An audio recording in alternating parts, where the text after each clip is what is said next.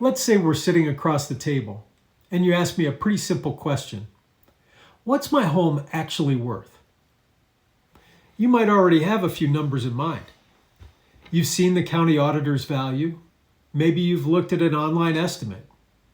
You know what the house down the street sold for. And maybe you already have a pretty good idea of what you think your home should be worth. And here's an interesting part.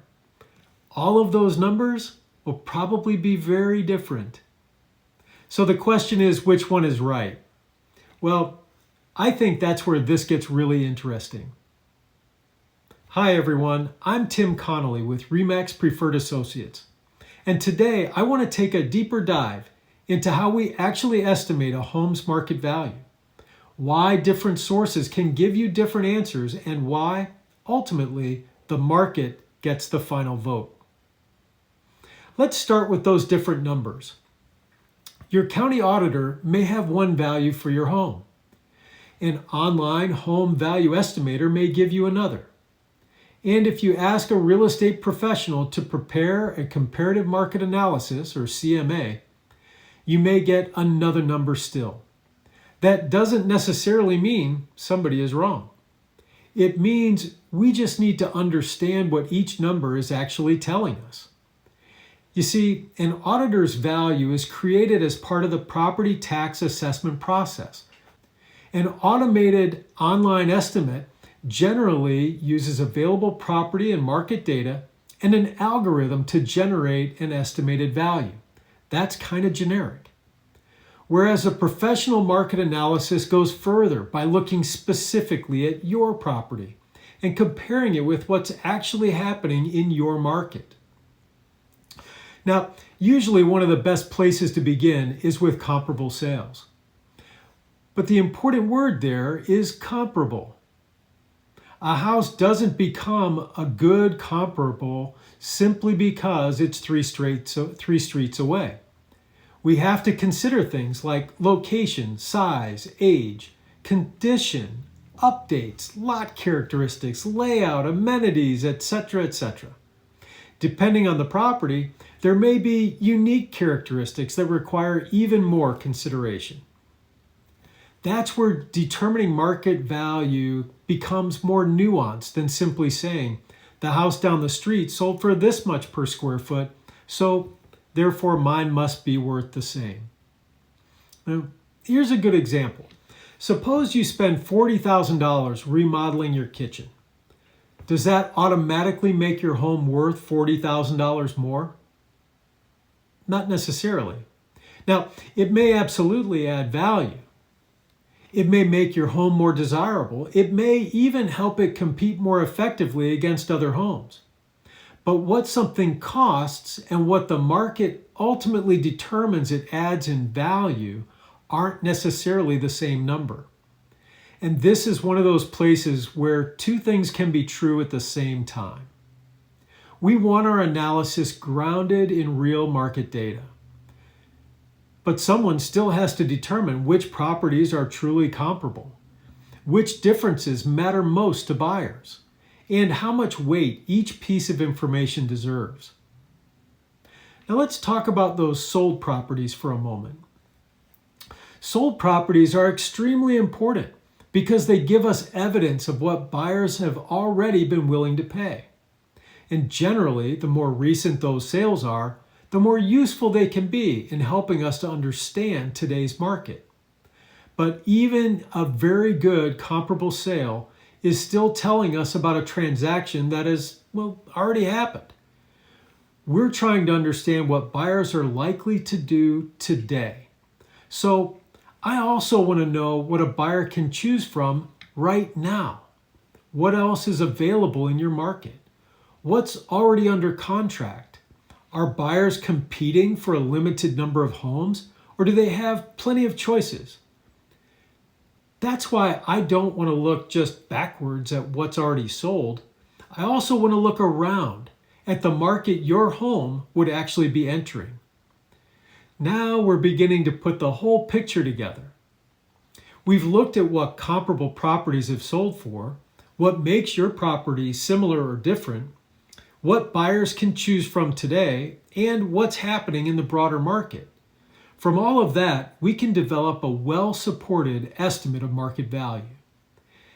And I want to emphasize the word estimate, because even after doing all of that homework, the market still gets a vote. Actually, I'd say it gets the final vote. But here's another important distinction. One buyer may love something about your home that another buyer doesn't. One offer may come in unusually high, or another offer unusually low. That's why we're looking for the story the broader market is telling us, rather than letting just one individual reaction define the value of the property. And there's another piece of this that sometimes gets overlooked. That is, how we introduce a property to that market matters. So when I say the market ultimately determines value, I'm not saying that strategy doesn't matter. Quite the opposite. This is where I often talk about what I call the 3 Ps: price, presentation, and promotion. We want to price the property thoughtfully. We want to present it in a way that helps buyers appreciate what it offers. And we want to promote it so the right buyers actually have an opportunity to see it. And then we listen. Because once the home is exposed to the market, buyers start telling us things. Maybe we're getting strong activity right away. Maybe people are looking but not taking the next step. Maybe we're hearing the same concern from several buyers. Or maybe an offer gives us another piece of information to consider. None of those things by themselves necessarily gives us any answer. But taken together, holistically, they help us understand how the market is responding to the value proposition we've put in front of it. And that response is different from what we expected. Well, okay, that's good information too. It doesn't necessarily mean we throw out all the homework we did before the home went on the market. It means we take this new information, put it alongside everything else we already know, and decide whether our original assumptions still make sense. So let's go back to where we started.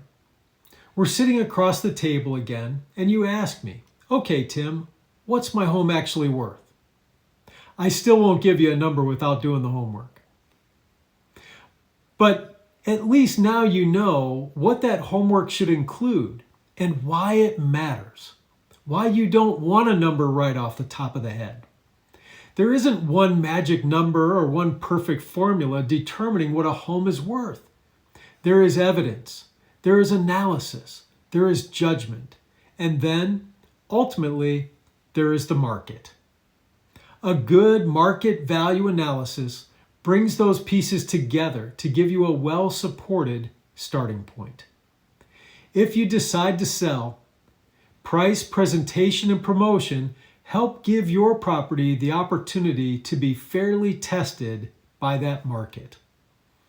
That's also where I believe good professional guidance can be especially valuable.